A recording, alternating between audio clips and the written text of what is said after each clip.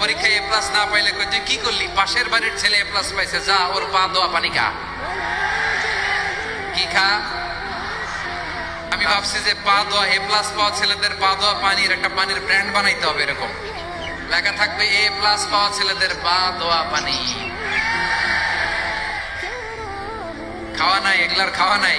ওরে আল্লাহ এ প্লাস পাওয়ার জন্য বানাইছে, আর আপনার ছেলেকে এই এ প্লাস গুলারে নিয়ন্ত্রণ করার জন্য আল্লাহ বানাইছে। ওকে দিয়ে আল্লাহ কি করবে আপনি জানেনই না। একটা এ প্লাস, একটা এ গ্রেড একটা মানুষের জীবনকে ঠিক করে দিতে পারে না। আপনার ছেলেকে আল্লাহ অন্যদিকে যোগ্যতা দিয়েছে। ওদের মনোবল ভাঙবেন না, খবরদার খবরদার।